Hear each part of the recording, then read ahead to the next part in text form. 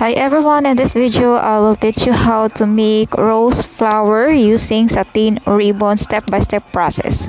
So now we need 4 cm ribbon. So ito yung gagamitin natin guys para makapag-start na tayo gumawa ng flower. So of course we need also yung pangsukat guys. So if you have roller, you can use your roller. Then sa akin ginamit ko lang yon ang carton at kinakat ko siya. Ang sukat niya is 8 cm.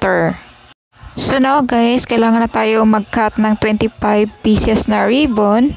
Then, i-roll mo lang dito sa carton or kung roller yung gamit nyo guys. It depends na sa inyo guys kung ano ang gamit nyo. Kasi sa akin, carton yung ginamit ko para mas easy siya talaga. So, we have 25 pieces now. So, yung next natin gagawin is kailangan na natin kumuha ng stick glue and glue gun para mag-start na po tayo na magpadikit one by one.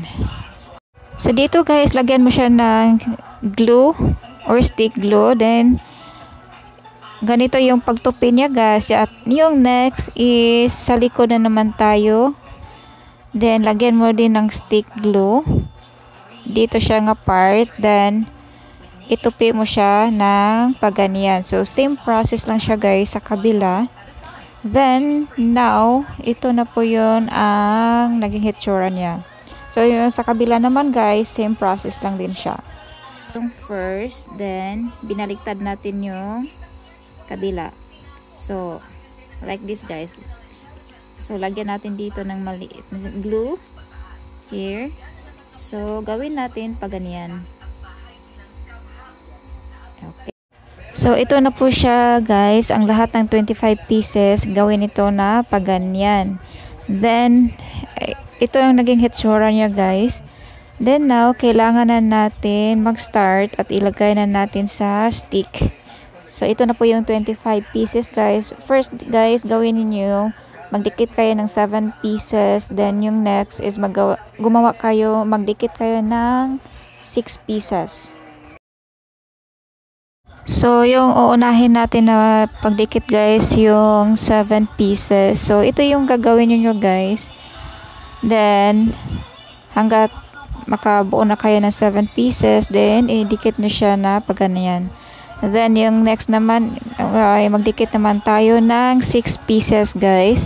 Then, yung natira is yun lang idikit natin sa stick lahat. Like me guys, mahilig ako mag-DIY or making some different flower using satin ribbon. So, this channel guys, perfect to para sa'yo.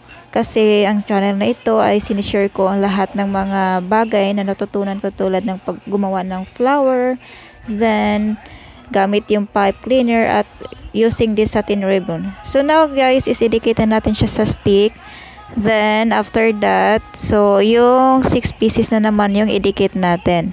So, make sure na malagyan mo talaga siya ng stick glue para hindi siya matanggal. Then, pag ganyan siya guys. Then, yung last, yung 7 pieces guys, idikit mo din siya dito para sa final look. Final look mo guys. So, final made. So, this is final look guys. Nadikit na natin yung 7 pieces na pang last. Then, here. So, ito na po lahat yung nagawa ko. Actually, marami na po to siya guys.